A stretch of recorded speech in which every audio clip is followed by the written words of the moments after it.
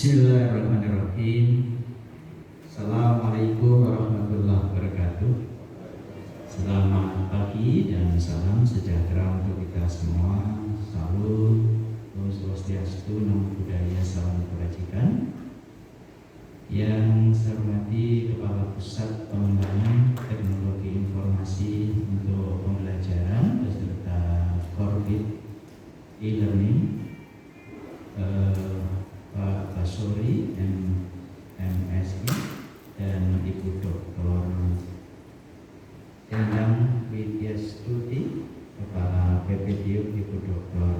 Daru Wahyuningsih MSI, yang sama-sama kita hormati narasumber kita. Yang pertama Bapak Sri Hastaryo. Usah ini saya mengucapkan nama berkali-kali. Bapak Sri Hastaryo Esos PhD dan Bapak Ahmad Marzuki SSI PhD, dan yang nanti akan dipandu oleh Bapak Dr. Insinyur Khairul Anam MPMD. Bapak Ibu, rekan-rekan peserta diskusi kelompok terkumpul atau fokus group discussion standarisasi laman SPADA Universitas 11 Maret. Ini yang diundang ini orang-orang yang sangat terpilih, ya. Sudah dilihat rekam jejaknya di dalam mengembangkan dan menggunakan SPADA di Universitas 11 Maret dari berbagai fakultas yang ada di UNS.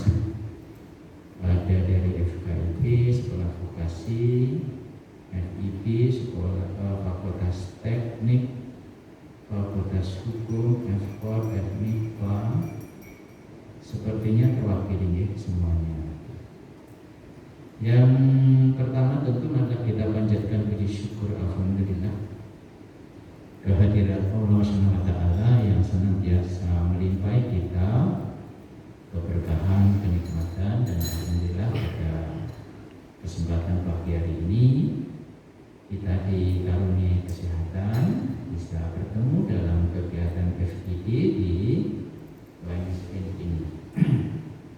Yang kedua tentu saya atas nama pimpinan ucapkan terima kasih pada narasumber kita yang di tengah-tengah kesibukan. Pak Asaryo itu termasuk sering PI, laris. Oh, sudah. Iya. Iya, saya lihat dulu itu PI terus ya. Demikian juga Pak Ahmad Marzuki, ini sebagai Kepala Divisi Inovasi dan Kekayaan Intelektual. Ya, dua beliau ini kami undang untuk nanti bisa memberikan pandangan, masukan-masukan yang terbaik dalam rangka standarisasi laman SPADA UNS. Masing-masing punya kepakaran. Kalau Pak Hastaryo ini memang punya rekam jejak yang panjang, karena beliau ini sebagai tim pengembang SPADA di Direktorat Delmawa Dikti Kementerian Pendidikan Ristek Dikti, bahkan dulu Kemendikbud. Jadi sudah berubah beberapa kali nama kementerian itu, yang nanti saya kira akan bisa memberikan masukan yang banyak. Ini semacam benchmarking laman SPADA UNS supaya sama dengan SPADA Dikti. Ya kalau beda sedikit, berapa 99%. Ya, jadi ini yang dari Pak Hastaryo nanti kita harapkan banyak memberikan masukan-masukan kepada teman-teman, khususnya teman-teman PPD yang dikoordinasikan oleh Bu Daru, dan juga yang tidak kalah penting ketika kita mengembangkan laman SPADA di UNS itu kan berkaitan dengan kontennya. yang tentu kita harapkan kontennya itu jangan sampai nanti bermasalah. Nah, ini yang menggawangi Bapak Ahmad Marzuki Bisri, karena sekarang ini orang begitu gampang menjemput atau mengambil konten yang terserat tersebar di mana-mana. Kalau kita tidak hati-hati nanti kita kena klaim bahkan tuntutan. Nah, jangan sampai itu terjadi. Oleh karena itu prinsip kehati-hatian ini menjadi penting, dan nanti beliau akan memberikan informasi dan banyak hal tentang kita supaya muara dari upaya kita bersama untuk mengembangkan laman Sepada Dikti itu nanti betul-betul baik. Ini menjadi sangat baik dan sangat strategis, karena kan tuntutan kita ini Sepada kita harus dilengkan ke Sepada Dikti. Sementara laporan dari Mbak Daru dan Mas Bas ini sepadanya teman-teman yang melingkup Dikti itu baru berapa, Mas? 3 dari 1.800, Mas. Kalau di persentase baru 0,00. Padahal orang melihatnya wanita itu sebagai perguruan tinggi gajah besar reputasi. Ya, ini tentu menjadi tantangan kita bersama. Oleh karena itu setelah nanti kegiatan diskusi kelompok terkumpul ini selesai, mohon nanti terus dilanjutkan, Mas Mbak Daru dan Mas Bas, supaya kita cepat, karena tuntutan kita juga kan harapannya sebenarnya kan pemahaman, tapi memang di mana ada dinamika. Ya, dinamikanya yang memang begitu, ya. Bahkan yang kemarin juga kan banyak sekali SMS yang masuk ke Pak Rektor, bahkan ketua MBA dikirim saya ke saya WA, jadi yang jujukan WA memang ya. Mudah-mudahan kegiatan diskusi kelompok terkumpul kita pagi hari ini bisa bermuara pada menghasilkan laman Sepada Indonesia standarisasi dalam jangka dekat. Kalau ada kekurangan dari apa yang saya sampaikan, mohon maaf yang sebesar-besarnya. Assalamualaikum warahmatullahi wabarakatuh.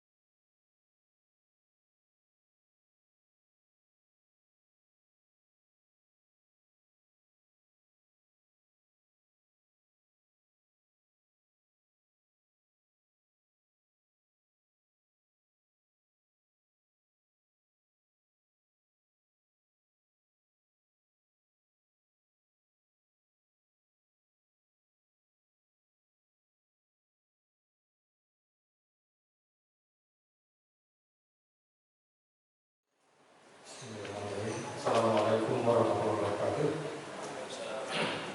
Ya, terima kasih Bapak sekalian. Jadi saya sudah mengira kita ditonton oleh banyak orang, ya. Ternyata kalangan tetangga cukup jauh. Jadi tadi saya banyak belajar dari Pak Sri Mahes, dari Bang Sepadan.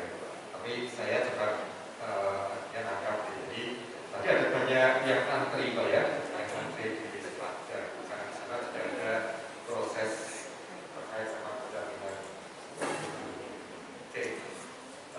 Saya mungkin akan nyambung dari paparan ya, pertama yang terkait sama isi. Mungkin nanti penyaringan yang saya bayangkan tadi adalah penyaringan yang terkait sama isi ya. Jadi apakah isinya itu mengandung plagiarisme atau tidak?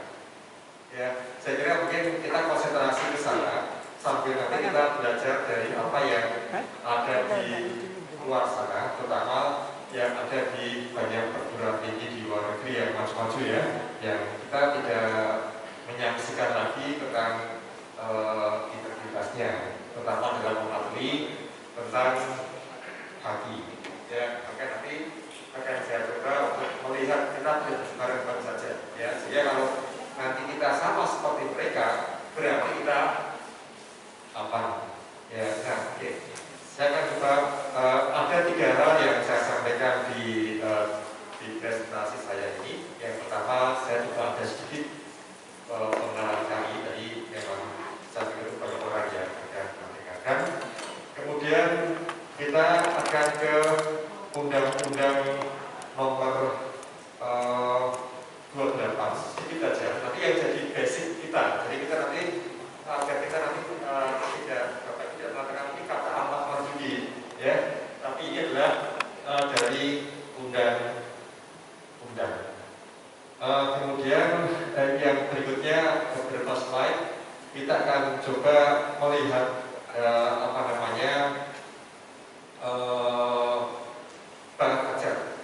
bahan ajar yang dalam bentuk buku, ya. Mungkin kemudian dalam bentuk sekarang YouTube, gitu ya.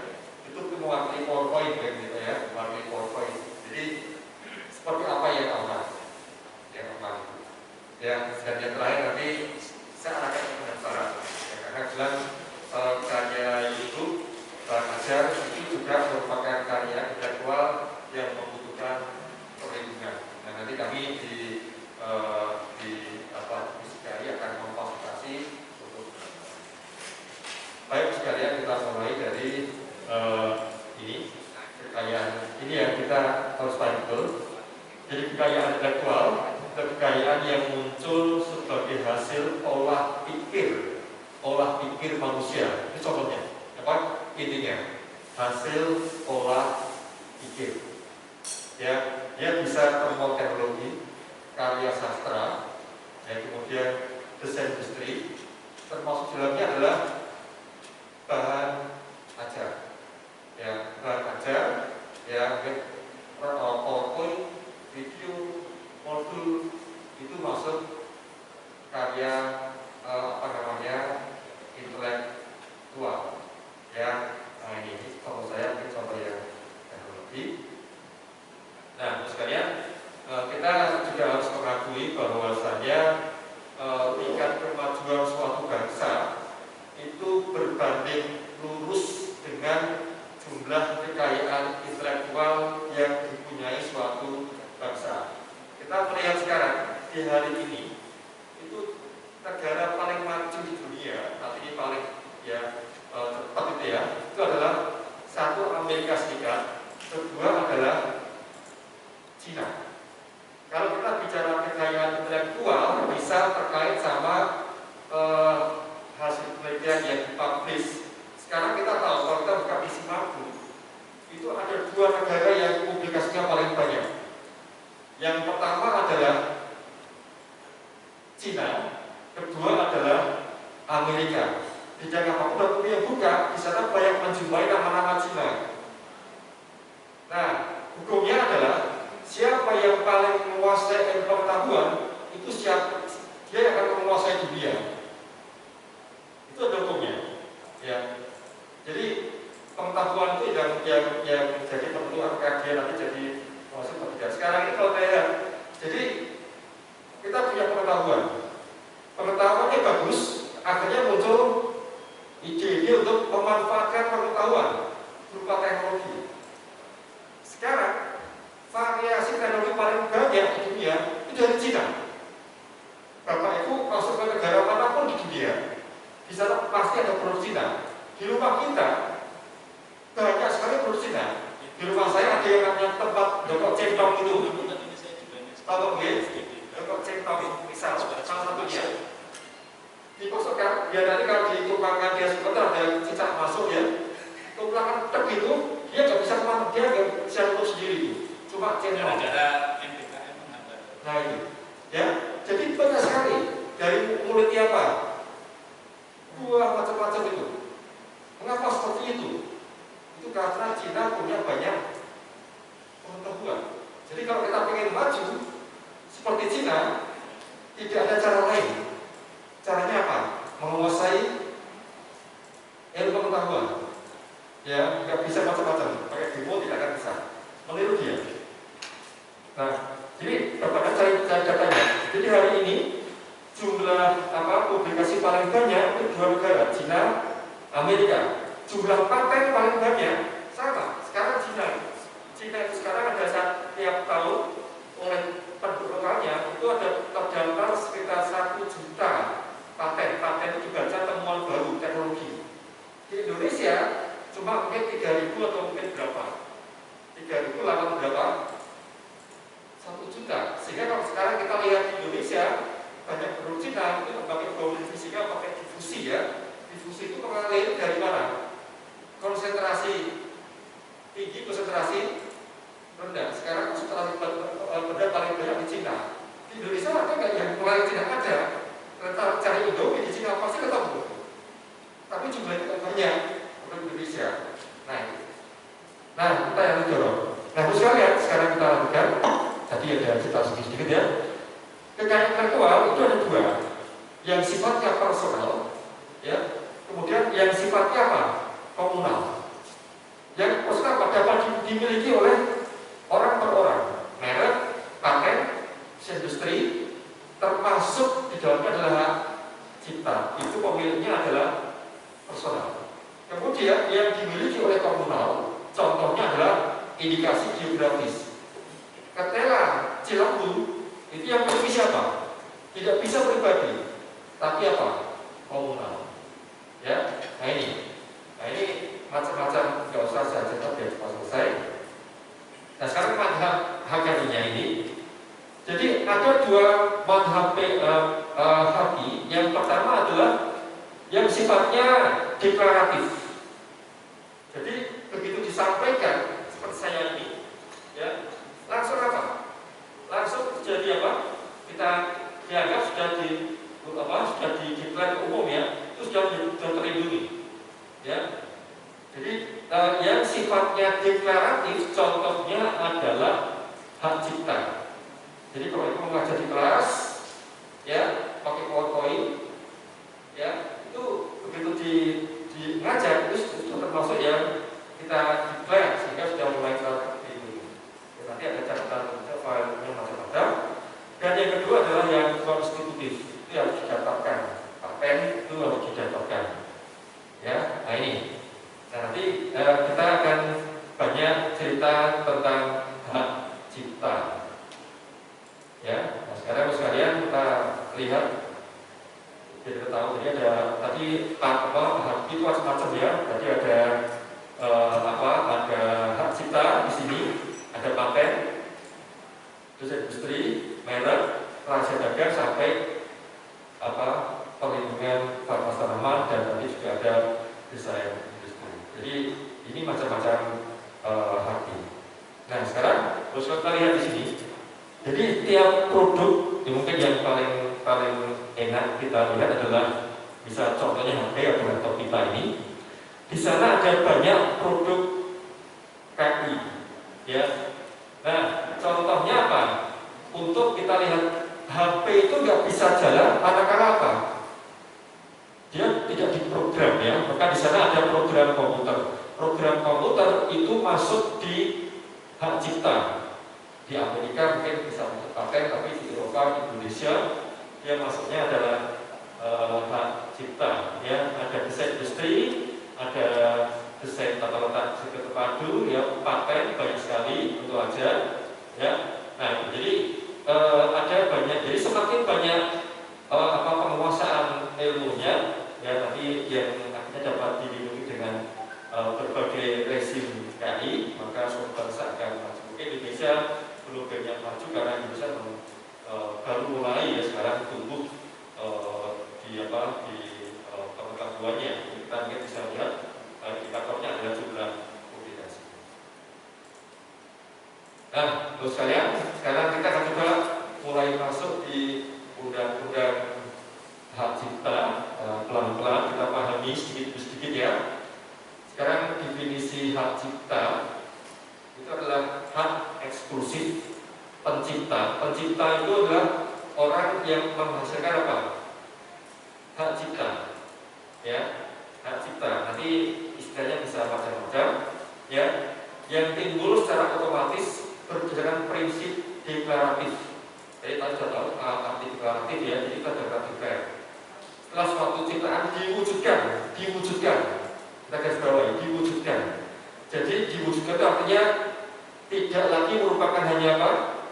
Ide, tapi sudah diwujudkan, sudah declare ya, sudah diwujudkan dalam bentuk nyata tanpa mengurangi pembatasan sesuai dengan ketentuan perundang-undangan. Ya, jadi syarat dia diakui sebagai cipta, ya, dia itu harus sudah realisasikan ya, kemudian sudah di-declare. Kemudian pencipta dari orang atau beberapa orang yang secara sendiri-sendiri atau bersama-sama menghasilkan suatu ciptaan yang bersifat khas. Kata khas ya, khas dan pribadi. Nanti kita gunakan ini, kata khas dan pribadi. Ya, nanti kita lihat contoh kita membaca. Ciptaan adalah setiap hasil karya cipta di bidang ilmu pengetahuan. Ya, ini perhatikan ciptaannya. Jadi bidang ilmu pengetahuan, di sana ada matematika, ada fisika, ada kimia dan sebagainya. Orang-orang yang adalah orang teknik, orang fisik macam-macam yang pikirannya canggih sampai akhirnya bisa menemukan dari pengetahuan orang Einstein gitu ya, dari teori relativitasnya yang terkenal itu, yang akhirnya digunakan sebagai dasar untuk penciptaan berbagai teknologi. Dia tidak mendapatkan ciptaannya dalam bentuk paten, tapi hak cipta. Karena dia bidangnya adalah ilmu pengetahuan. Ya, Mas Fendi, Mas Roni ngajar komputer, bikin program yang canggih-canggih itu ya, canggih-canggih itu, maksudnya kemana? Dia hak cipta. Ya, nah ini. Jadi itu bidang-bidang yang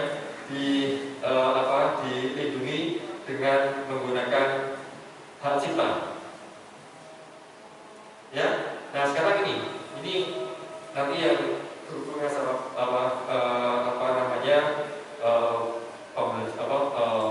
pembelajaran ya, materinya, penggandaan sekarang.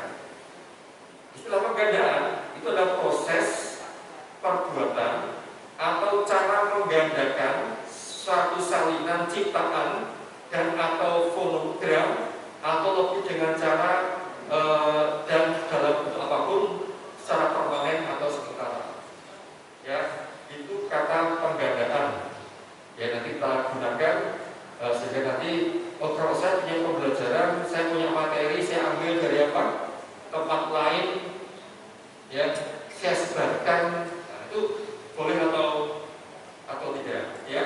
Nanti ini setelah yang pertama dulu, komunikasi kepada publik yang satunya disebut komunikasi adalah pentransmisian suatu ciptaan, pertunjukan, fonogram melalui kabel atau media lain selain suara saya habis.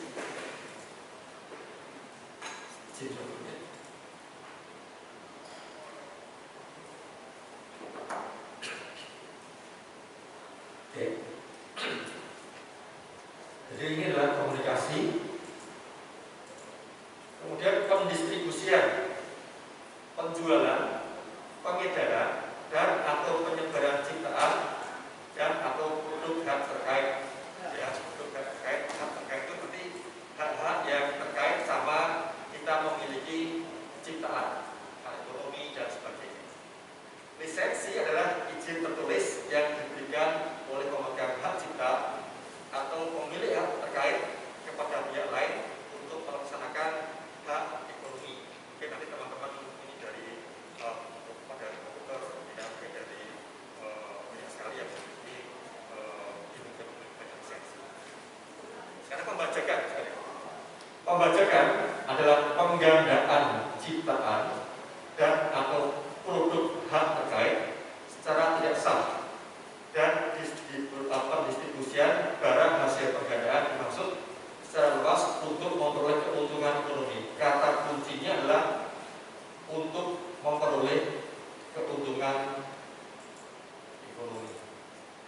Jika kita menggandakan, kemudian untuk tujuan apa?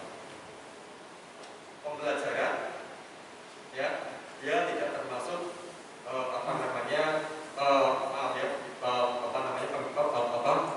kita punya PowerPoint misal, ya kita sebar, ya, sebar untuk pembelajaran, ya, mungkin tidak termasuk untuk memulai keuntungan secara ekonomi. Kemudian nanti ada rambu-rambunya, ya. Jadi kalau ngopi buku, dia seperti apa. Kemudian penggunaan secara komersial adalah pemanfaatan ciptaan dan atau produk terkait dengan tujuan untuk memperoleh keuntungan ekonomi dari berbagai sumber atau berbayar. Ya, ini sekarang hak moral. Hak moral di sini adalah hak dari Undang-Undang pasal 5, ya. Hak moral sebagaimana dimaksud pasal 4 yang adalah ekonomi dan moral, ya, secara moral, ya. Hak yang melekat secara pribadi pada diri pencipta pertama, tetap mencantumkan atau tidak mencantumkan namanya pada salinan sehubungan dengan pemakaian ciptaan umum, ya. Menggunakan nama aliasnya, mengubah ciptaannya, mengubah judul, ya, atau mempertahankan haknya dalam berbagai dalam hal terjadi distorsi ciptaan. Kemudian pasal 8, nah ini langsung pasal 9-nya, ya. Pencipta atau pemegang hak cipta sebagaimana pada pasal 8 memiliki hak untuk ini pencipta. Nanti ini terkait antara UNS sama penciptanya. Jadi Bapak Ibu yang membuat PowerPoint, membuat video dan membuat program, itulah pencipta, ya. Nanti pemegang hak ciptanya adalah UNS. Dalam hal ini kan UNS diwakili oleh LPP MP. Nanti kalau ada surat-surat yang terkait sama pengajuan hak cipta, ya, nanti hak cipta Bapak Ibu sekalian, ya, itu pemegangnya adalah UNS. Namun tidak menghilangkan nama Bapak Ibu sebagai pencipta. Jadi harus dibedakan, ya, antara pencipta dan pemegang hak cipta, ya, itu. Jadi nanti kalau masalah royalti, seandainya lagu, ya, sekarang sudah benar kan, ya, di Senat, ya, saya ketahui perkembangannya. Nanti mungkin akan ada royalti dari perusahaan, katakanlah sebesar 10 atau 6% atau berapa dari total yang dia dapatkan dari hasil secara ekonomi dari KI kita. Nah, dan kita dibagi nanti, bagi 3. 40%-nya untuk universitas, 40%-nya untuk pemegang untuk penciptanya, dan 20%-nya untuk untuk yang prodi atau fakultasnya. Nah, itu nanti nama pencipta akan seperti itu, akan muncul sana. Ya, ini pencipta atau pemegang cipta sebagai pendapat memiliki hak untuk melakukan penerbitan. Jadi nanti Bapak Ibu itu bisa punya hak untuk menerbitkan. Bapak Ibu atau di sini pemegang, ya, punya hak untuk melakukan penerbitan, penggandaan ciptaan dalam segala bentuknya. Jadi nanti LPPMP juga internal punya hak untuk melakukan penggandaan LPPMP atas nama universitas, ya. Penerjemahan, ya, kemudian pengadaptasian dan sebagainya, ya. Oke. Kemudian pasal 26, ya, ini ketentuan sebagaimana pasal 23 sampai 25 tidak berlaku. Nah, ini perhatikan. Ini nanti yang 2 slide berikutnya ini kita penting. Penggunaan kutipan singkat ciptaan hak terkait untuk pelaporan peristiwa aktual yang diajukan hanya untuk keperluan penyediaan informasi aktual. Ya, penggandaan ciptaan hanya untuk kepentingan penelitian ilmu pengetahuan. Jadi ini boleh. Ya, kita punya sumber, kita gandakan untuk kepentingan penelitian ilmu pengetahuan, itu tidak masalah. Penggandaan ciptaan atau produk hak terkait hanya untuk keperluan pengajaran. Jadi waktu itu nanti bisa menggandakan suatu ciptaan untuk kepentingan pengajaran. Dasarnya adalah pasal 26 ya, Undang-Undang Nomor 28 Tahun 2014. Ya, ini penggunaan untuk kepentingan pendidikan dan pengetahuan, pengembangan pengetahuan yang memungkinkan suatu ciptaan dan atau produk terkait dapat digunakan tanpa izin pelaku pertunjukan dan sebagainya. Ini ragu-ragu ya, apa yang kita perlu tahu. Nah sekarang kita coba lihat dulu yang terakhir mudah-mudahan untuk yang terkait sama undang-undangnya. Apa yang termasuk dalam hak cipta? Nah ini, jadi pastinya di UNS punya hak cipta banyak sekali. Namun kita nggak sadar bahwa dapatkan hak ciptanya. Yang pertama adalah buku, pamflet, semua hasil karya tulis lainnya. Jadi kalau seandainya semua skripsi, semua tesis, modul didaftarkan, kita tiap tahun punya berapa ribu hak cipta baru.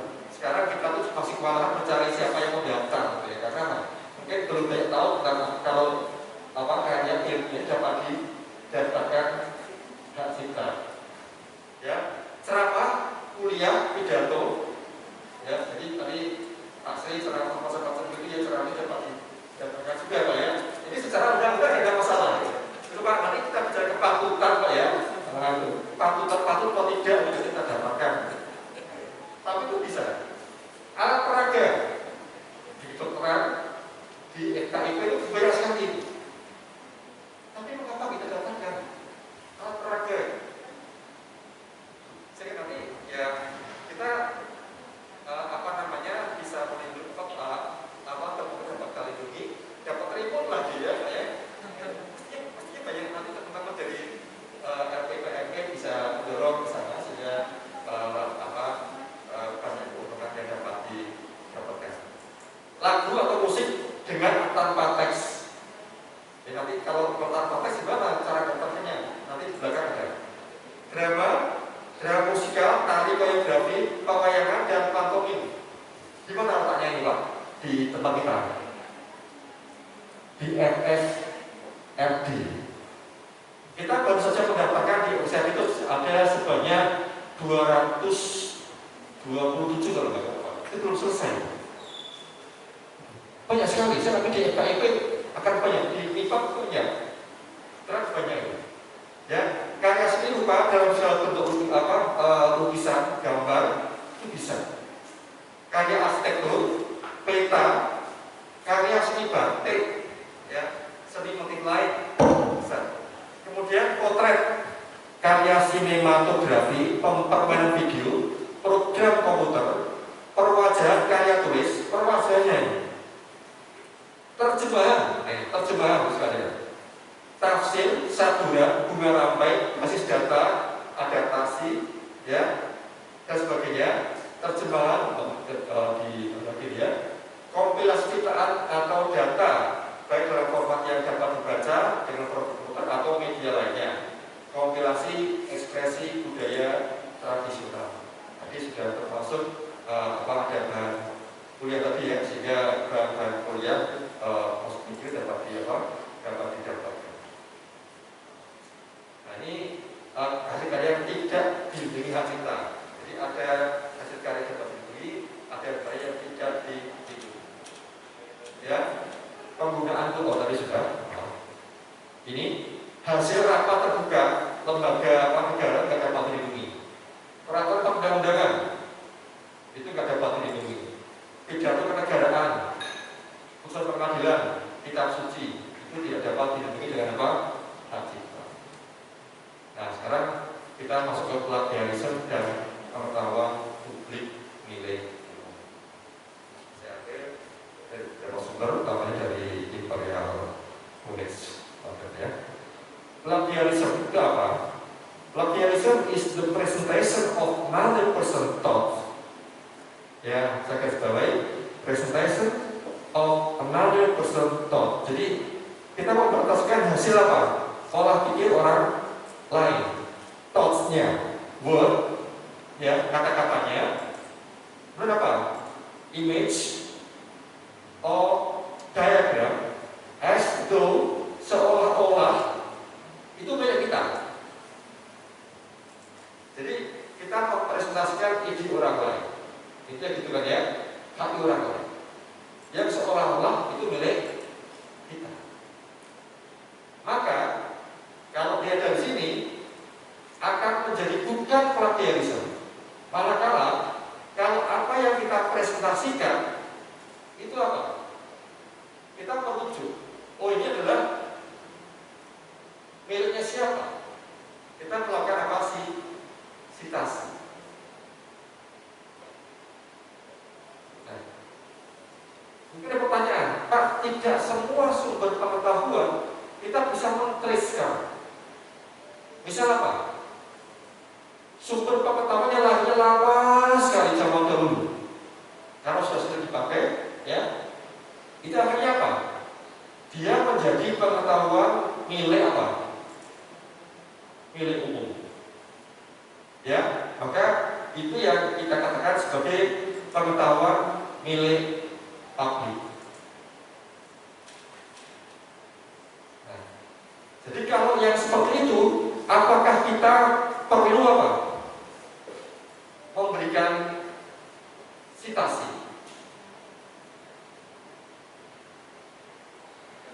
Nah, terus sekalian, kita tulis buku, kita mengajar, sebenarnya apa? Kita kan menyampaikan rangkuman inti dari apa? Semua pengetahuan yang didapat secara turun-temurun dari apa? Sejak manusia itu apa? Ada. Ya, itu. Nah, terkait sama masalah ini, kita juga ingat bahwa yang namanya hak cipta itu dibatasi oleh waktu. Ya, kalau program komputer berapa lama dilindungi? Dia dilindungi dalam waktu 50 tahun sejak dia declare. Hak cipta lain, ya, bisa kita membuat buku dan sebagainya. Berapa lama dia dilindungi? 70 tahun plus apa? Setelah dia apa? Selama dia hidup plus apa? 70 tahun setelah dia meninggal, dan itu dapat diwariskan. Artinya apa? Setelah itu dia menjadi milik umum. Saya paten sudah sama kan? Paten, ada orang fisika tadi. Paten itu ada dua. Paten sederhana, sama paten apa? Biasa. Paten sederhana, berapa lama masa perlindungannya? 10 tahun. Setelah itu dia menjadi milik umum. Paten biasa 20 tahun. Setelah itu apa? Milik umum, tidak dapat diperpanjang. Artinya apa? Kalau sudah tidak terlindungi, berarti apa?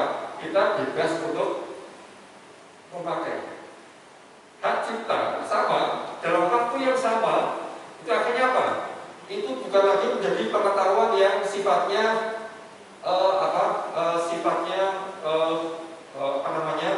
istimewa.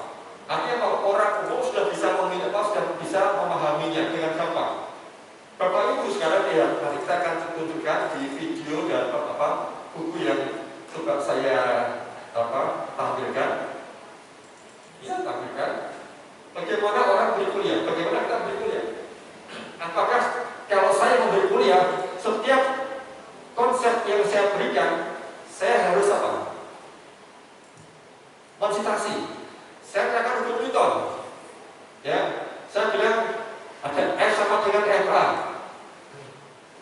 Terus apa? Saya bicara dari mana saya mengetik ini? Dari Newton tahun sekian. Kan enggak kan?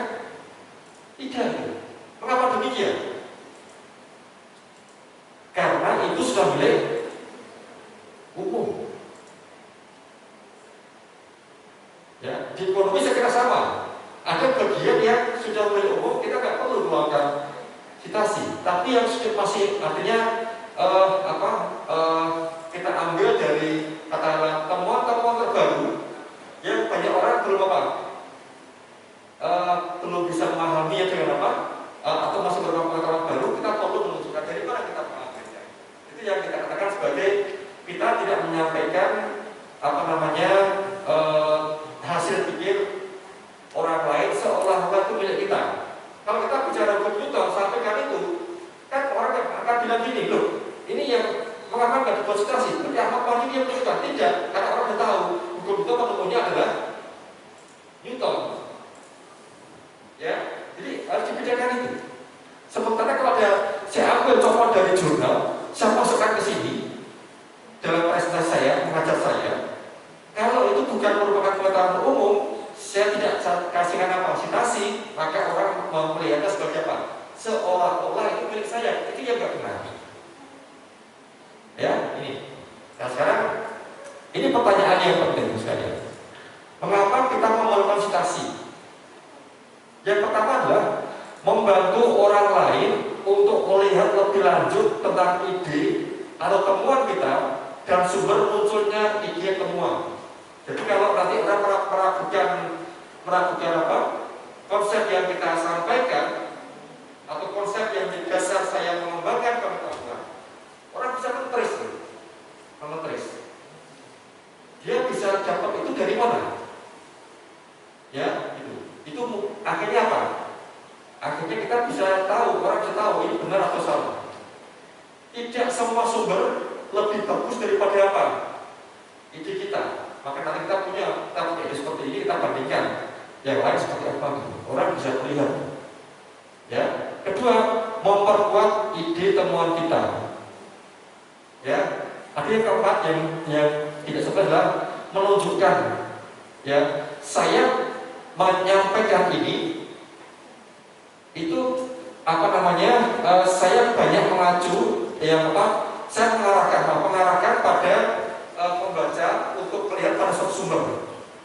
Katakanlah kita membaca fisika, ada penurunan macam-macam di berbagai buku, beda cara mungkin ya. Cara itu saya ingin ada cara mudah mendapatkan ini, maka saya butuhkan ini karena mungkin saya banyak mengembangkan dari saya. Nah, antara saya sekalian sekarang ini, ya, apakah citasi diperlukan saat pembuatan materi ajar? Nah, citasi diberikan bila suatu ide atau konsep tidak merupakan pengetahuan umum. Ya, jadi kalau nanti kita menyampaikan materi yang dia bukan merupakan bagian dari pengetahuan umum, ya, kita perlu memberikan citasi. Kalau dalam media sosial mungkin banyak yang beda-beda Pak ya. Yang dapat A, dapat B dan sebagainya gitu ya. Lalu kita ambil mana yang kita ide mana yang kita sampaikan untuk itu Pak. Nah, tapi kalau sudah eksakta itu 2 tambah 2 pasti sama dengan apa? 4. Kita kan nggak perlu memberikan apa? Citasi gitu. Di fisika, kimia gitu. Nah, mungkin kasusnya berbeda ya Pak ya, antara bidang sosial sama bidang eksak. Jadi kita yang di teman-teman sosial kita menyampaikan konsep ini, kalau memang dia masih banyak teori ya. Nah, kita perlu menyampaikan teori mana kita pakai. Citasi diberikan untuk menunjukkan sumber yang direkomendasi. Ya. Kemudian citasi tidak diperlukan untuk paparan materi ajar dengan konten knowledge milik umum berdasarkan. Nah, sekarang kita lihat sekalian. Nah, sekalian, kita sekarang coba lihat ini contoh aja. Bapak Ibu nanti membuka buku yang dalam bidangnya masing-masing. Karena saya orang fisika, saya ambil yang fisika yang gampang ini. Fisika dasar yang saya kira ketika kita di SMA kita pernah belajar. Di fisika. Ada banyak buku tentang apa? Fisika seperti ini. Karena macam-macam. Saya ambil ini dari penerbit yang saya kira sudah tidak dilakukan lagi ya, Kita lihat di sini. Fisika dasar, bukunya apapun itu, isinya ya itu saja. Ketika membuka buku fisika, kita sekarang belajar tentang vektor lah, vektor. Ketika membahas vektor, bukunya apapun, isinya ya itu. Tapi kita lihat di sana, lihat di sini nanti, ya, kita lihat contoh ini. Ketika orang membahas itu, tidak ada satupun referensi yang ditulis. Nah, jadi Bapak sekalian, Bapak Ibu nanti bisa mengembangkan sebuah buku, misal dari kita punya RPS ya, RPS, kita tulis di situ, habis dibentuk buku bisa itu nggak akan melanggar. Karena buku itu ditulis dari RPS yang kita buat, disampaikan dengan bahasa kita, disampaikan dengan buku-buku hasil pengetahuan yang kita riset. Kalau saya orang optik, saya tulis buku beda sama orang magnet atau mungkin orang geofisik yang berkumpul sama fisika dasar, kemudian lain-lain. Saya ulangi sekalian. Jadi sekalian, dari RPS yang Bapak Ibu buat dibuat dalam buku, sub-subnya nanti coba diteruskan. Bapak Ibu nanti bisa mencermati apa yang saya sampaikan ini dalam bidang Bapak Ibu masing-masing. Ya, ini jangan tetap pede. Saya menulis seperti ini tidak akan terkena plagiarisme. Asal disampaikan dengan bahasa kita, dengan logika kita. Nanti pakai rumus diturunkan dengan cara-cara kita rumusnya. Jangan jangan lihat seolah kau terjemah, beda loh ya. Jadi saya terjemah. Nanti baca beberapa buku lulus, ya kita bahas satu subbab, kita tulis dalam buku. Ya, sempurnakan, itu bisa. Ya, yang kita seperti itu sekalian. Jadi kita bandingkan. Nanti Mas Roni pakai buku dari komputer, teman-teman di di pendidikan sama kalau di Pak Sri sama Pak ya. Gimana Pak Sri? Pendidikan sosial Pak. Oh, Pak boleh baru situ. Ya. Ini sama. Ya. Nah, saya perlihatkan lagi di sini. Ini bidang yang agak susah di fisika. Susah sekali. Saya sebagai dosen pun pusing membacanya. Fisika kuantum, fisika paling tinggi derajatnya ini, paling tinggi kesulitannya. Rumusnya panjang sekali. Tapi ketika mereka tulis, mereka tidak mencantumkan citasinya. Namun mereka memberikan daftar bacaan di akhir buku.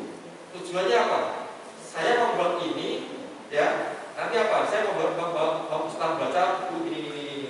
Sehingga ada kemiripan. Kan nggak mungkin kan satu orang profesor yang dia paham secara bagus dia semua bidang itu. Ya, jadi mungkin dia pas tidak paham dia baca secara sedikit dia tersebut. Ya, itu nggak masalah. Jadi Bapak Ibu nanti bisa mencoba apa yang saya sampaikan dengan bidang masing-masing dicek lagi ya. Jadi setelah mengecek buku-buku yang judul-judulnya sama, bidangnya sama, ya ternyata seperti itu, berarti kita pun juga bisa melakukannya. Ya, ini saya bandingkan sekalian. Saya bandingkan antara buku ajar dengan dengan jurnal. Ya, yang di jurnal itu di situ banyak sekali referensinya. Karena untuk nulis jurnal kita tahu kita harus punya acuan-acuan pengembangan yang banyak sekali. Sementara yang kita sampaikan di kuliah itu lain. Ya, itu adalah menggunakan pengetahuan milik umum. Ya, milik umum yang sudah diakui sudah menjadi milik umum. Semua orang bisa memahami. Ya, kata umum jangan kita anggap sebagai orang biasa tahu ya, tapi artinya orang-orang yang bekerja pada bidangnya. Ya, nah ini mungkin ini untuk yang eksak, nanti untuk yang bidang lain ya saya kira itu ya kita yang sudah milik umum saya kira nggak perlu. Dan yang secara yang masih banyak pendapat mungkin bisa dituliskan sumbernya yang dipakai yang jelek mana. Nah ini saya ada beberapa nih jam berapa sampai jam berapa? Berapa? Ya. Jadi saya akan ajak Bapak Ibu sekalian untuk melihat video di sini, video pembelajaran. Saya ambil dari Stanford University. Bapak Ibu jangan melihat isinya ya, malah pusing. Tapi bagaimana mereka menyampaikan. Nah, ada 2 video yang isinya apa? Isinya materi yang sama, disampaikan oleh perguruan tinggi yang sama-sama apa? Terkemuka. Kita sudah tidak meragukan apa? Bahwa dia akan melanggar hak cipta. Ya, nah kita lihat. Saya lihat satu aja, baru nanti yang cari yang lain. Ya cari yang lain. Saya yang mengatakan bahwa ketika kita mengajar seperti itu, kita nggak perlu lagi mencantumkan dari apa sumber mana dan sebagainya. Ya, kita tinggal menyampaikan sesuai dengan SKS yang kita buat. Ya, dan itu versi kita yang buat. Jadi bukan saya yakin kalau kita sudah masuk juga tidak mungkin membaca seperti orang menerjemahkan kan ya. Menurut itu sudah aman untuk dipublish, aman untuk dimasukkan di mana? Sepada tanpa takut kita terjaring oleh apa? Oleh yang namanya makhluk plagiarisme.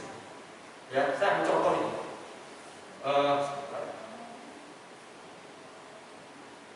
Mudah-mudahan tidak kehilangan saya.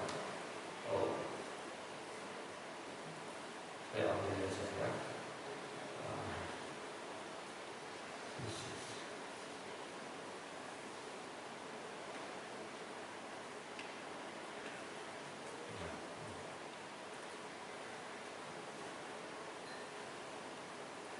Nah, saya akan ambil ini, terus kalian ini saya keraskan sedikit.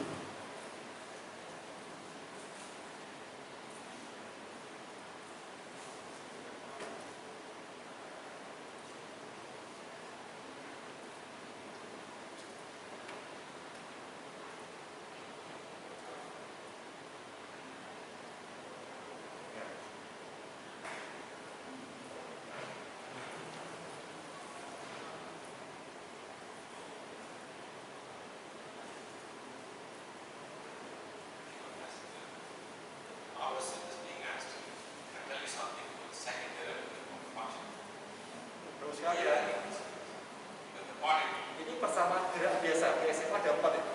Semua orang menyampaikan seperti ini. Di video-video banyak video yang tentang bidang ini menyampaikan seperti ini. Yang disampaikan sama, namun mungkin menggunakan simbol yang berbeda, menggunakan cara yang ilustrasi berbeda, gitu. Ya, itu tidak ada masalah. Ya, jadi Bapak bisa masukkan di sepadan dan Bapak juga bisa mendaftarkan videonya untuk ini nggak susah. Saya ngajar ya teman-teman fisika lain ya sudah ngajar nih Pak gitu. Seperti ini juga kenapa sama ini ya. Jadi Bapak sekalian, kalau Bapak Ibu mengajar dengan Bapak Ibu pengetahuan Bapak Ibu sendiri setelah dikembangkan kemana-mana ya, jangan takut bahwa apa yang kita ajarkan itu akan nanti akan berurusan dengan makhluk yang namanya plagiarisme. Karena yang kita ajarkan adalah sudah merupakan ilmu. Kalau seandainya itu ada hasil riset, bisa nanti kita ngajar dengan yang riset bisa teaching lagi. Kita bisa yang bisa kita katakan kalau kita dari publikasi ini ya, kita mendapat seperti ini. Itu sudah merupakan penghargaan hak moral kepada penciptanya. Ya, jadi kita asal seperti itu tidak ada masalah. Jadi yang kita perlu memberikan penghargaan kita berikan, kita beri umum yang kita sampaikan saja. Ya, nanti kalau bisa mendapatkan yang seperti ini. Kalau yang dari dokter sekalian, saya tidak akan lama di situ. Nah sekarang kalau Bapak Ibu punya ini promosi saya sebagai dari titik Sitai. Ya, Bapak Ibu punya hak cipta baik dari modul, ya Pak Sarwaka mungkin punya banyak hak ya. Modul itu, ya punya video pembelajaran, punya mungkin kalau dari teman-teman seni ya, suatu video pementasan atau ngegatik dan sebagainya sudah dapatkan. Jadi gampang aja, pendaftaran hak cipta itu paling gampang dibandingkan daftar paten. Ya, Bapak Ibu yang punya video cukup direkam videonya aja, terus tinggal isi formulir. Sederhana itu. Ya, sama seperti buku kan ya. Jadi punya video, punya program komputer, itu direkam. Kemudian kalau program komputer nanti ada panduan penggunaan maksudnya, panduan penggunaan. Ya, itu sudah tinggal isi formulir yang pendaftaran. Jadi sesimpel itu. Dan kalau mungkin karena kita orang UNS, insya Allah kita masih punya dana banyak Pak. Kita punya dana yang cukup untuk mendanai pendaftaran sekitar 300-an. Nanti kalau teman-teman di fakultas yang tertarik, silakan kita bantu untuk pendampingan penyiapan dokumen plus untuk pendaftarannya. Saya kira itu. Terima kasih. Kita tunggu tanya jawabnya. Assalamualaikum warahmatullahi wabarakatuh.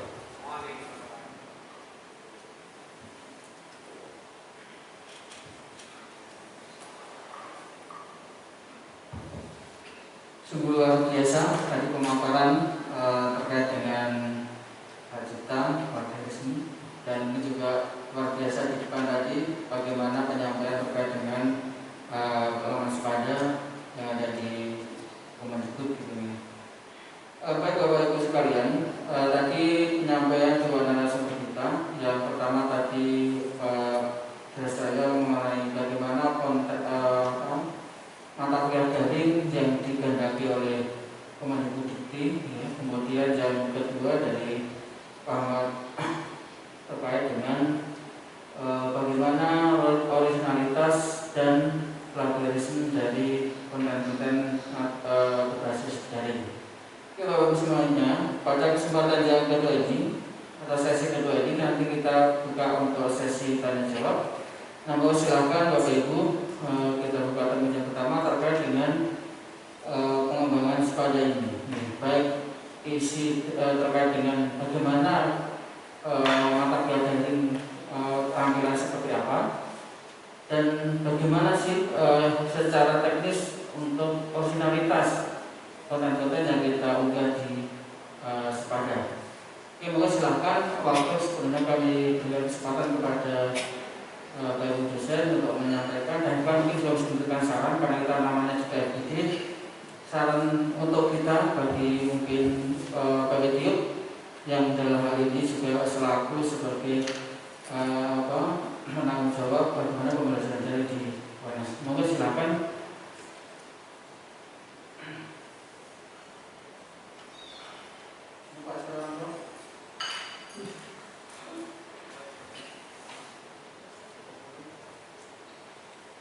Silakan sebut nama. Terima kasih Bapak sebelumnya. Nama saya Gawi dari Kalkulasi Identifikasi Pidana. Yang pertama pertanyaannya pada fasilitas Pak Jo. Saya sudah membuka untuk pada Kemendikbud mencoba upload form. Nah, tetapi pada saat saya melakukan kuliah ini masih satu dan studi saya itu tidak tertantum di sini Bapak. Jadi tidak ada yang tidak pidana. Itu bagaimana solusinya, karena otomatis kan tidak bisa mengatur mata kuliah ini pada Kemendikbud. Kemudian untuk yang kedua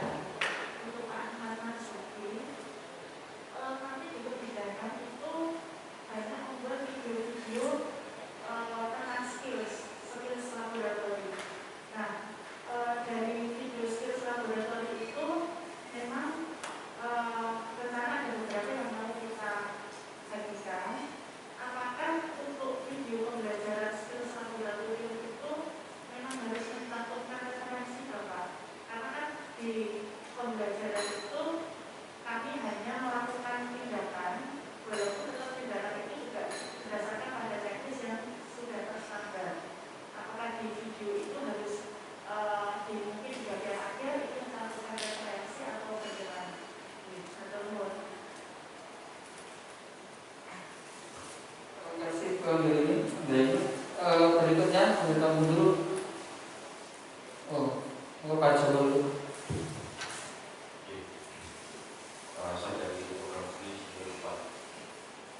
Yang saya tanyakan terkait dengan HKI. Di seni rupa itu ada namanya teori mimesis. Jadi yang dianggap benar itu adalah yang paling meniru dengan sebenar-benarnya. Nah, apakah itu nanti juga unsur variasi? Seperti itu. Karena memang mahasiswa diberikan tugas untuk menggambar atau membuat suatu produk sesuai dengan aslinya. Ketika dia mendekati 100% itu malah nilainya tinggi. Nah, memang seperti itu.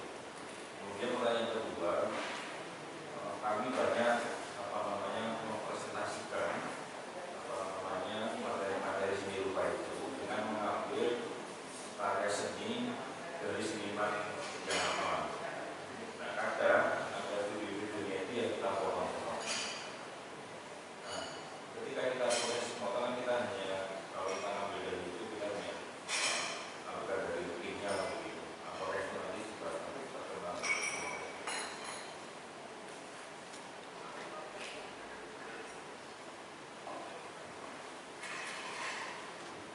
Berikutnya Bapak Dr. Salaman. Terima kasih. Assalamualaikum warahmatullahi wabarakatuh. Saya hormati Pak Sri Hastayo dan Pak Marzuki. Di sini ada dua hal yang ingin saya tanyakan. Yang pertama pada Pak Sri Hastayo kaitannya dengan standarisasi laman untuk mata kuliah atau sepadan yang ada di dalamnya. Karena kita berharap nanti mata kuliah kita itu kan tidak hanya digunakan di saja, tetapi bisa masuk ke sepada nasional untuk diisi permendagangan. Oleh karena itu kami mohon nanti bisa dijelaskan. Paling tidak kan nanti ada yang kalau saya lihat di sepada kita, di laman sepada kita itu masih dalam tanda petik ya kaku sekali begitu. Untuk yang lebih berhubungan misalnya ada 3 tingkatan. Untuk universitas, artinya itu yang menjadi lamannya LPPMB, kemudian di tingkat prodi. Karena mata kuliah yang dimiliki atau disusun oleh prodi itu disusun oleh dosen itu kan berdasarkan pengelompokannya di tingkat prodi. Oleh karena itu nanti di tingkat prodi itu perlu juga distandarisasi. Taruhlah di bagian awal di prodi itu harus ada dokumen kurikulum. Bagaimanapun mata kuliah itu kan aktualisasi dari dokumen kurikulum di tingkat prodi. Kemudian yang ketiga itu di tingkat mata kuliah. Nah, untuk di tingkat mata kuliah ini standarisasinya itu menggunakan standarisasi yang ditetapkan oleh Kementerian Pendidikan dan Kebudayaan Kemdikbud supaya mata kuliah kita yang kita buat di pada PNS ini bisa di-linkkan, artinya bisa masuk pada tingkat nasional. Kemudian yang kedua kaitannya dengan tadi plagiarisme itu Pak Marzuki ya. Karena dalam membuat materi di perkuliahan khususnya di sepada, kalau sepada itu kan yang bisa masukkan mahasiswa kita. Dengan demikian seberapa jauh sumber-sumber ataupun materi-materi yang bisa kita ambil dari internet, karena di internet sendiri itu kan ada kumpulan file-file misalnya dari slide-share. Di situ kan kita bisa menjumpai banyak sekali slide-slide yang di-share oleh para penggunanya. Seberapa jauh itu tidak melanggar plagiasi dari sumber-sumber yang sudah di-share oleh pemilik atau pembuat materi tadi, dan sejauh mana supaya file tadi bisa kita gunakan, kemudian kemudian dapat kita pakai supaya tidak melanggar hak cipta dari pembuatnya. Kemudian ketika kita memiliki file atau kita membuat satu file, kemudian kita ingin berbagi pada orang lain, dan kita buat slide yang sama, maka mestinya kan kalau bagi saya sendiri, saya tidak akan mengklaim siapapun yang membuat yang menggunakan file yang sudah saya set di slide share, karena itu kalau menurut saya ini sudah menjadi hak umum seperti yang disampaikan oleh Pak Mas. Terima kasih. Assalamualaikum warahmatullahi wabarakatuh. Luar biasa pertanyaannya, semuanya pada teknis gitu ya, tataran teknis, dan memang harus segera kita lakukan karena memang ini dalam rangka untuk awareness ke depan. Ini ada dari Bu Anggra ini, Bu Pak Joko sama Pak Dr. Sawanto, mungkin bisa dijawab dari Pak Sri dulu, kemudian nanti dari Pak Ahmad Mas.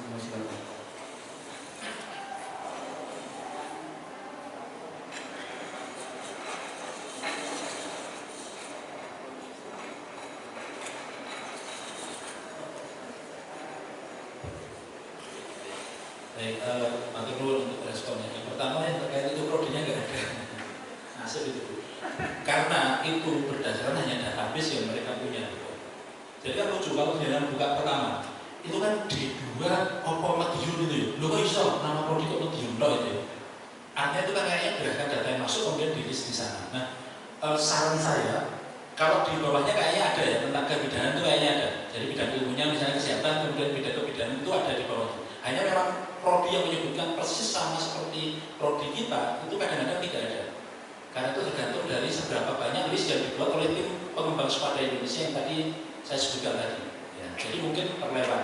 Nah, ini mungkin nanti jadi masukan juga untuk mereka ya. Artinya mestinya jangan nyebut prodi lah. Mungkin nyebut rumpun ilmu akan lebih luas daripada nyebut prodi yang sampai, kalau itu kan contohnya ada nyebut prodi sampai spesifik nyebut kota Madiun, berarti orang lain nggak boleh ngambil di situ. Ya, jadi itu menjadi masukan. Ya. Tetapi sementara itu jadi penghambat juga secara real kan. Jadi teman-teman tidak akan bisa, karena itu kalau nggak diisi kan nggak bisa. Saran saya diisi paling cedak, cari yang paling dekat, walaupun mungkin tidak sama persis dengan prodi kita. Saya lihat misalnya itu di sana itu yang terkait dengan kebidanan itu ada di 4 bidang pendidik. Iso di yang penting misalnya dulu kan beda ya dengan prodi pendidikan karena memang belum terdaftar. Saya tidak melihat tidak semua nama prodi itu memang ada di sana seluruh Indonesia. Ya. Dan Sekolah Indonesia belum menyediakan fasilitas kalau mau nambah prodi yang belum masuk daftar itu bagaimana itu belum ada. Yang tergantung dari input yang masuk. Jadi untuk sementara memang kalau memang akan berusaha untuk memasukkan mencari yang paling atas terutama ya prodi yang paling dekat. Jadi bersyukurlah kalau prodinya umum kayak saya ilmu komunikasi saya Indonesia orang kabeh gitu ya. Tapi kadang-kadang ada beberapa prodi yang masih baru pasti nggak dari sana.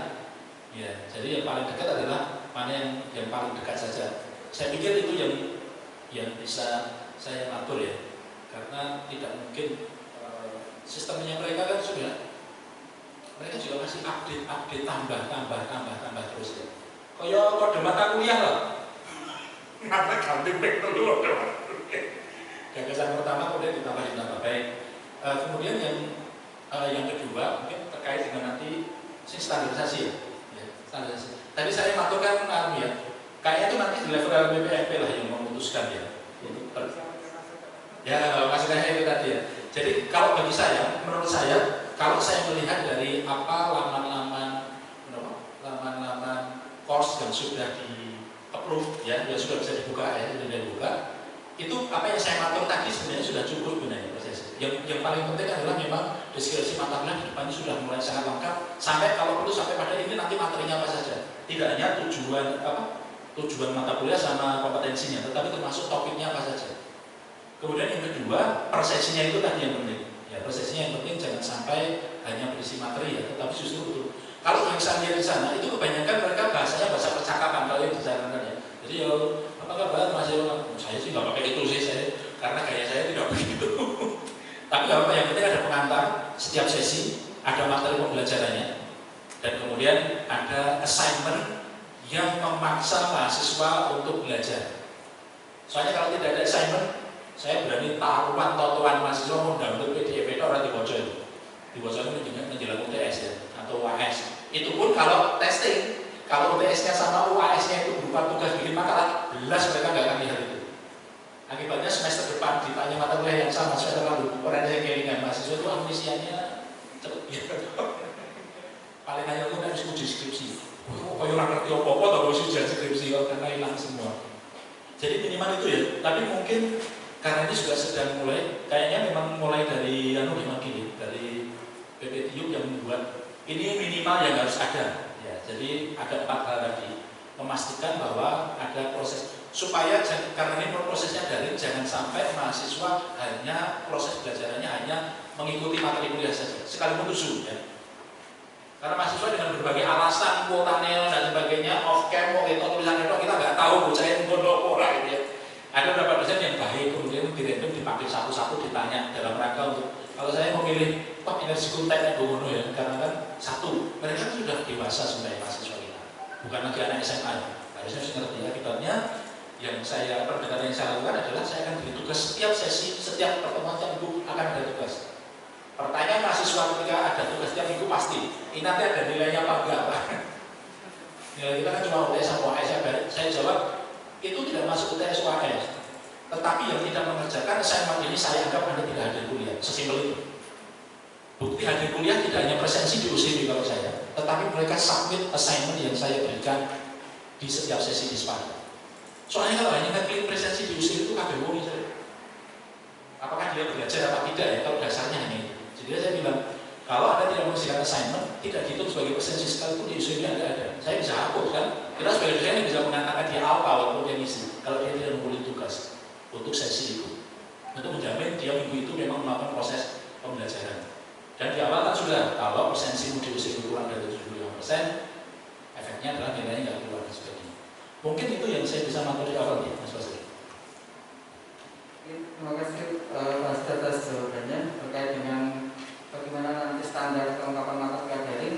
Memang kami dari UTS juga berusaha untuk membuat standar itu, tapi sementara itu beberapa tahun yang kita lakukan, biasanya kita sosialisasi terkait dengan daftar kelengkapan mata kuliah daring yang diberikan oleh Bima Diki, mulai mungkin dari judul mata kuliah, kemudian diskusi mata kuliah, rencana kerja sampai dengan bagaimana strategi interaksinya. Kemarin sudah kita lakukan, tapi nanti kita mencoba untuk itu nanti kita lebih checklist sehingga nanti bisa sebagai dasar nanti untuk membuat mata kuliah baru di SPADA yang nanti kita bisa harapannya bisa lolos seleksi itu Pak Sendi.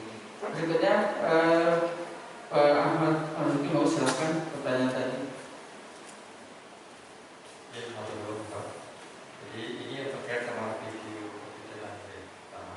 Jadi tadi saya sampaikan bahwa memberikan referensi ya, sama presentasi itu pilihan ya, tergantung pada apa keadaannya ya. Jadi kalau kita bicara tentang pengetahuan yang sifatnya umum ya, tadi kita bicara Huminton, kalau kita bicara Huminton itu orang pasti tahunya itu ya. Dari zaman itu sampai sekarang itu ya seperti itu. Nah, tapi kalau mungkin kita bicara tindakan medis itu ada standar-standar ya, udah ada standar sekarang kita berbagi lagi terus seperti itu. Nah, ketika jenengan bikin video tanpa jenengan sertakan apa, saya mengikuti apa standar yang mana, orang kan jadi tanda tanya gitu. Sehingga untuk kasus-kasus seperti ini, mungkin sama seperti Ibu Sosial tadi kan ada banyak dampak gitu ya, kita perlu menyampaikan sumbernya gitu. Jadi itu yang video berjalan. Dan nanti saya tunggu dulu untuk apa namanya itu pendaftaran KI-nya gitu. Memang agak lama kita melakukan pendaftaran karena kita punya problem keuangan yang mereka baru divisinya gitu. Kemudian seni rupa Pak, saya jadi ingat Pak, pas saya di list dulu, saya masuk di sekolah apa itu, saya lihat orang menggambar, ada orang telanjang di depan kelas ya gitu. Itu. Tapi kelas saya pasti ingat betul itu Pak. Para mahasiswa suruh gambar dari berbagai apa? Sudut tuh, laki-laki, ya maksudnya laki-laki perempuan gitu ya. Nah saya kira sama itu Pak. Yang paling bagus adalah yang paling apa? Mungkin bayangan saya Pak. Yang paling apa? mirip gitu.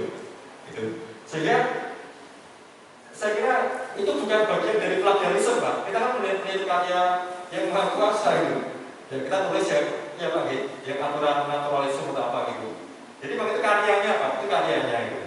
Jadi karya yang keaslian itu yang didapatkan Pak. Jadi plagiarisme itu kalau seandainya kita menggambar, ya kita menjual gambar seperti gambar yang dibuat oleh misal Picasso gitu. Nah, itu bermasalah itu Pak. Nah kemudian kalau tadi saat penyampaian materi Pak, kalau di orang fisika praktikum itu ada materi, ada bahan praktikumnya Pak. Mungkin yang saya bayangkan, mungkin saya koreksi Pak ya, yang saya bayangkan gambar dari lukisan terkenal itu merupakan materinya Pak. Jadi mungkin dapat diterangkan bahwa kita menggunakan materi ini, kemudian kita apakan, saya kira itu tidak ada masalah Pak. Kemudian untuk yang seberapa jauh dapat di-share Pak Sarwanto, ini ada seandainya ada YouTube Pak Sarwanto, ini ada kata seperti ini Pak, please like atau apa? Share. Jadi orang yang memasukkan ke YouTube itu saatnya Pak, dia sudah memberikan wewenang untuk men-share. Bahkan bercabang-cabang Pak, sudah sampai di sana, ini masih muncul, share lagi. Asal settingnya itu publik ya? Publik. Ya publik. Ya sudah. Nah, saya kemarin baca dari perguruan Amerika gini, ada bahan ajar itu karena tadi ada BPMP ada 2 bahan ajar yang hanya dapat dibuka dengan password untuk keperluan apa? Internal.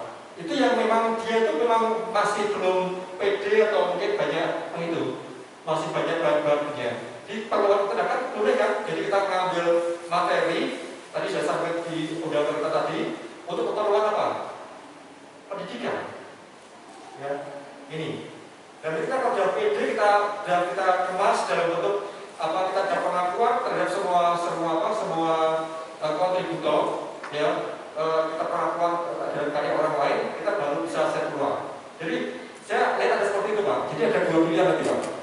Jadi apa materi yang dapat di-share keluar dan materi yang hanya untuk keperluan kalangan terbatas. Nah, kalau seandainya kita berhasil dengan cara mengambil materi yang diperlukan itu sebagai apa? Terbatas, kita buat gunakan untuk pendidikan kita, ya kita mungkin jangan di-share, itu nanti akan melanggar apa? Karena itu kita masih dikit untuk mereka sendiri. Oke, saya kira itu Pak. Terima kasih.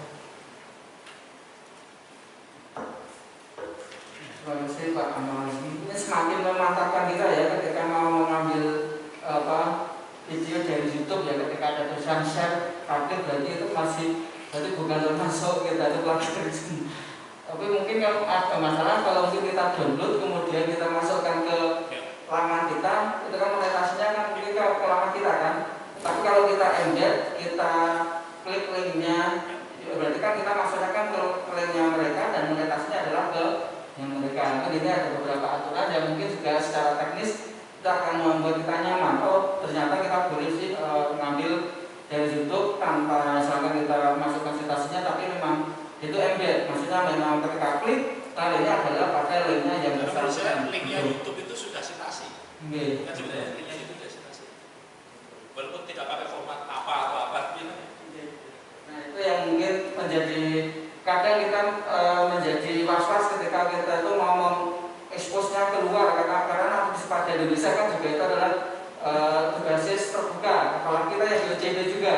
Di OCB itu kan juga berbasis terbuka dan bisa dilihat oleh semua orang gitu ya. Kalau di Spada kan masih semi ya, masih di close kalau orang bisa masuk kalau di mahasiswa kita. Jadi memang itu beberapa hal yang perlu kita perhatikan agar kita semakin lebih nyaman ketika memanfaatkan bahan-bahan yang ada di dunia maya.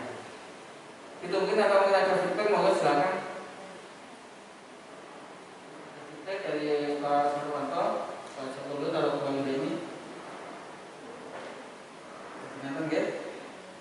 Kita buka pertanyaan yang kedua, 3 terakhir, 3 penanya, mohon silakan lagi, mohon silakan Pak.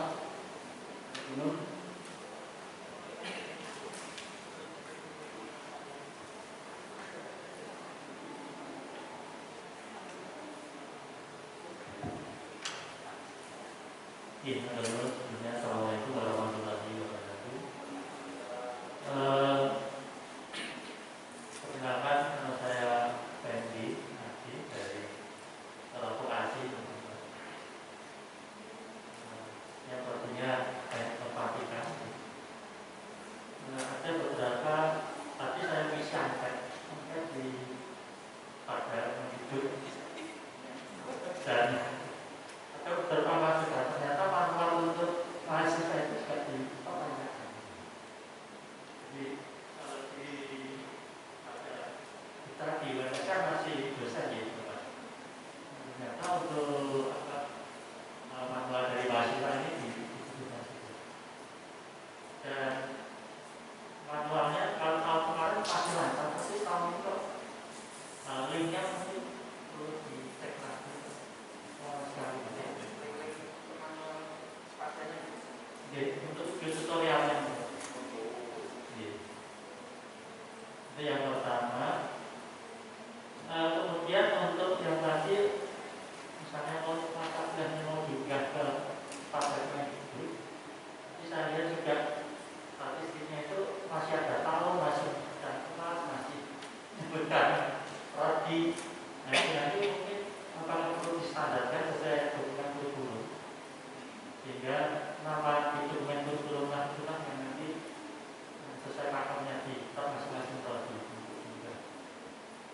Itu yang kedua. Dan yang ketiga, karena ada titipan dari teman itu untuk mockup template pada waktu, sehingga nanti supaya lebih nyaman dalam baik itu navigasi maupun yang lain.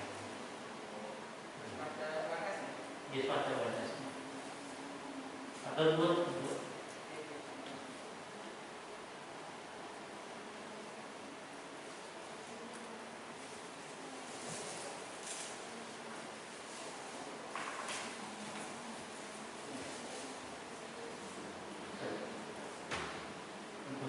Pak Basari, Pak Asnafi, dan Pak Masudi, Mas Guri dari pendidikan dunia KIP. Keluhan untuk mengakses pajak dibahas dananya. Jadi mahasiswa kami ini banyak mengeluh karena kalau mengakses pajak tingkat aksesibilitas masuknya itu katanya sukar. Sampai sekarang ini banyak yang bilang saya, Pak, kenapa nggak pakai jibit? Kenapa nggak pakai zoom? Nah, ini sekaligus Pak Basari ini ya. Jadi bagaimana nanti ke depan supaya mahasiswa itu lebih suka masuk ke pajak. Ya, kalau kita menggunakan kuliah sinkronus saja, itu katanya masuk keluar masuk begitu. Ya, apakah betul atau tidak? Saya sudah menggunakan berkali-kali memang begitu. Ya, apakah ini berlaku juga untuk yang lain? Ya. Mohon nanti kalau memang benar masukan bagi BPNB untuk nanti memperbaiki supaya aksesibilitas SPADE itu menjadi semakin mudah. Hanya itu.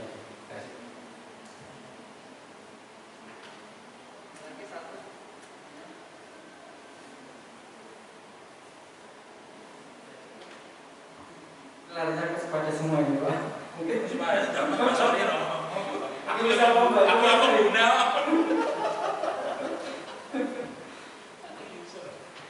Ini ada beberapa yang perlu kami konfirmasi dari Pak Fendi dari Bekasi. Yang pertama terkait dengan isian market SPADE Indonesia itu memang itu sebenarnya mungkin awalnya dari Kemendikbud ya, dikti dalam rangka untuk aktualisasi. Mungkin awal-awal ini hanya menggunakan angket, mungkin tahun berikutnya harus kos yang diunggahkan SPADE Indonesia dan tidak melalui backup dan store. Memang backup dan store belum kita berikan nanti ke Dewan Dosen karena nanti kalau tahap ini sudah selesai nanti kita lanjut dengan itu. Intinya adalah membuat baik dulu di laman WNS-nya pada WNS-nya karena memang tadi kan harus satu bundling, satu paket, satu pembelajaran 100 meter full baru nanti di backup dan store. Nah, kemudian memang yang pertama ini memang baru masih angket. Kemudian ini terkait tentunya kalau video tutorial yang di WNS, SPADE WNS juga panggil. Nah ini kemarin sudah ditanyakan di tim penjual juga ini, Pak Mas Dimin, Pak Roni ini. Ini terkait video tutorialnya yang error di server, apakah hilang di server dan nanti kami benahi lagi terkait dengan dengan tutorial yang sudah begitu banyak yang sudah kita create, nanti Pak Angelin, Pak Roni dan tim yang sudah membuat nanti akan segera diperbaiki. Ini memang gangguan dari server mungkin di situ, karena servernya kan untuk sepadan tidak hanya khusus server sepadan, tapi server beberapa lama sehingga kadang satu error semuanya jadi error gitu. Jadi khusus sepadan dan ternyata sekarang tetap digabung. Ya itulah. dia juga sama. Itu masalahnya. Kemudian bagaimana kalau mau unggah di Sepada Dikti? Ya, tadi proses untuk unggah Sepada Dikti memang kita nanti melalui Sepada ONS itu Bapak saya juga Bu Andri tadi. Jadi untuk mengunggah di Sepada Dikti memang itu nanti untuk platformnya kita sudah dibuatkan oleh Sepada Indonesia, hanya bukannya saja, bukannya itu hanya judulnya mata kuliah, karena itu berbasis PDDP. Jadi itu laporan dari universitas menuju PDDP, mata kuliah yang kita ajarkan setiap semesternya mesti ada di sana. Hanya judulnya mata kuliah, tapi masih kosong, belum kita isi. Nah, itu nanti kita isinya dengan backup dan restore dari Sepada kita di UNS, karena kita sudah integrasi sejak bulan Juni kemarin, sudah kita integrasikan dengan Sepada Indonesia. Nah, harapannya makanya hari ini nanti ada semacam kita punya standar gitu ya. Apa sih yang mungkin bisa lolos delta? Jadi memang nanti ketika kita mau di sana, itu nanti create course-nya itu adalah satu bundling, satu paket, satu pembelajaran penuh mungkin semester yang lalu. Kita pick up dari Sepada UNS kita dalam bentuk file .mbz gitu ya. Kemudian kita unggahkan di Sepada Indonesia yang di create course itu. Nah, kemudian di sana ternyata tidak serta-merta langsung publish, tetapi di istilahnya distraksi tadi. Dan tadi katanya dari teman tadi Bu Diana katanya sudah 2 minggu tapi masih diadikan gitu ya Pak. Katanya masih ada ribuan, itu kan sudah masalah juga di sana. Nah, ini sehingga memang butuh proses, dan itu ketika bundling berarti minimal nanti ada ya, bagaimana dikatakan dari Pak Sri, itu adalah sebuah aktivitas learning management system. Tidak hanya sekedar repository ya. Kalau mungkin di OJW kita kan masih terbatas repository kalau OJW kita, karena kurang komunikatif ya. Kalau memang OJW kita kembangkan sebagai syarat untuk remunerasi ya, sehingga memang hanya bagaimana berbasis arsiparis. Tetapi kalau bentuk learning management system sebagaimana Moodle, itu nanti aktivitasnya akan terlibat juga di dalam file yang kita backup menjadi MBZ tadi. Bagaimana aktivitas forum kita, assignment kita, termasuk juga nanti repository atau unggah file itu, sehingga nanti akan terlihat proses pembelajaran di dalam LMS itu. Dan karena satu platform dengan Sepada Indonesia, berarti untuk integrasinya tidak ada masalah. Cuma untuk integrasi kalau dari OJW ke Sepada Indonesia ini masih ada something yang memang perlu diperbaiki dari PDTK. Tapi kalau Moodle tidak masalah, karena kita satu platform itu. Itu terkait dengan bagaimana nanti kita mau unggah di Sepada Indonesia-nya. Karena kenapa sekarang baru 3 ya, memang yang baru bisa masuk ke sana baru itu. Dan kita juga belum follow up ke sana lagi. Karena banyak semester depan kita mulai banyak yang standarnya itu kita dilakukan dan bisa kita pick up dan store ke Sepada Indonesia. Oke, kemudian dari Pak Mas Gure gitu ya, accessibility memang ini kembali kita ke server juga gitu. Jadi kalau dari segi kami memang modelnya kami kalau menurut dari kelas saya sih tidak ada masalah gitu nih. Tapi mungkin kalau ada beberapa mungkin terkait dengan wilayah dan area dan itu juga servernya. Sementara ini memang servernya kadang lambat ya. Ini harus kita rasakan ketika kita akses di Sepada. Ini tadi saya rasakan di sini juga saya masuk ke Sepada agak lambat ini tadi. Jadi juga memang ini tergantung dengan bagaimana server dan hadisnya yang ada di sana.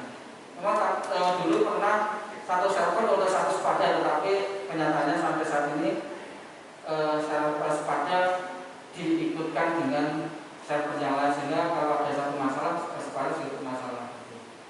Itu yang memang permasalahan klasik sampai saat ini mungkin masih terus ada, tapi tetap kita harus komunikasi dengan PDTK agar Sepada tetap bisa jalan lebih baik lagi.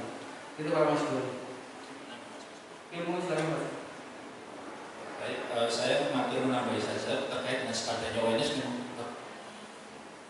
Saya kita harus menerima kenyataan bahwa sepada UNS itu kapasitasnya belum sangat besar untuk bisa melayani semua mahasiswa. Saya bayangkan ya kalau sekian belas ribu itu jadwalnya kan ada benar bareng ya pada waktu yang sama mereka akan akses.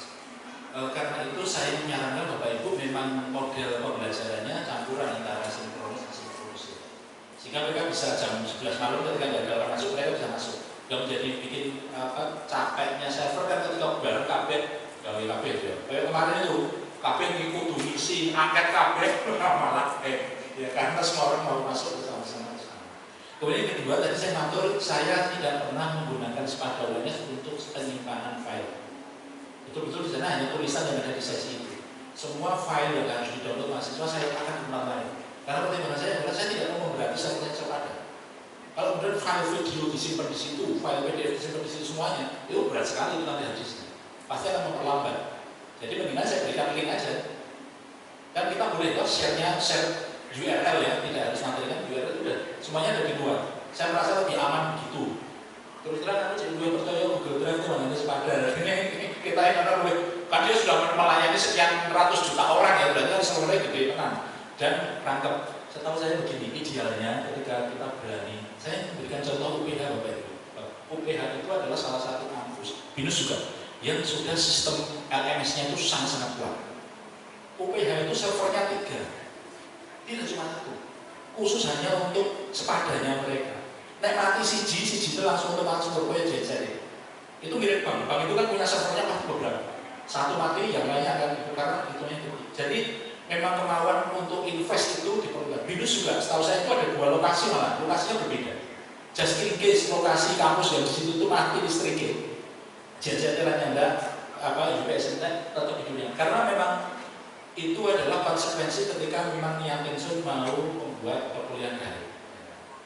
Kita kan masih setengah terus kan, masih berharap tahun depan besok COVID-19 sehingga masih bisa ketemu lagi kan begitu. Akibatnya ketika mengembangkan perkuliahan daring juga masih setengah ya loh, tuan dari mana-mana kayak tahun harap tatap muka mau apa kan gitu.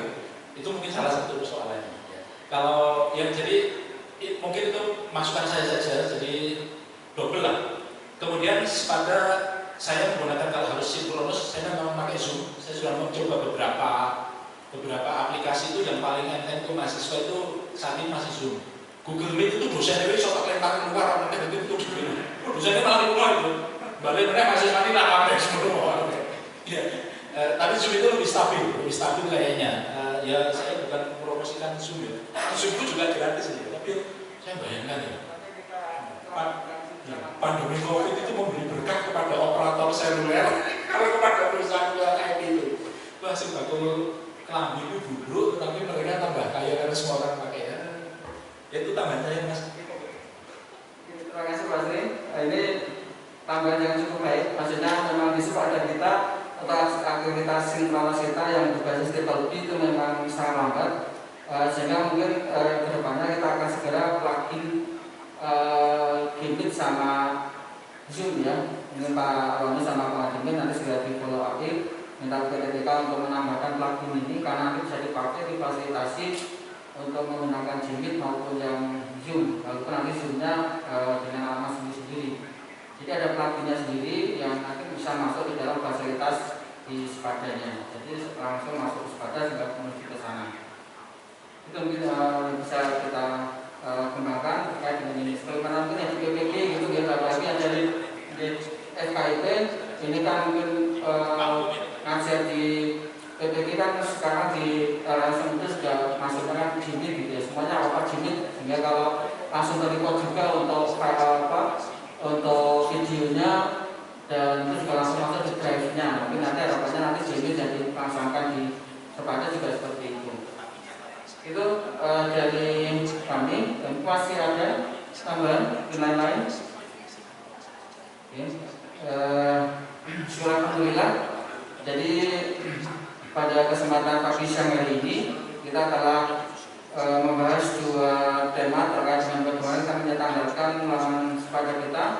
Yang pertama bagaimana nanti struktur mata pelajaran kita dan nanti akan kita follow up di tim terutama di BPTU untuk nanti membuat kelengkapan mata pelajaran yang standar yang bisa diimplementasikan yang juga bisa sebagai dasar untuk checklist ketika nanti di seleksi di Espada Indonesia, karena ternyata di Espada Indonesia itu tidak serta-merta masuk, tetapi melalui seleksi yang di sana modelnya adalah activity. Jadi nanti ada mulai dari deskripsi tadi, pengantar, kemudian nanti isiannya yang mungkin dari perbabaknya pembelajaran, dari pendahuluan, inti penutup, dan nanti juga ada activity atau interaksinya, mungkin dengan discussion forum, dengan chat atau dengan ikon, dan nanti kita buat standarnya.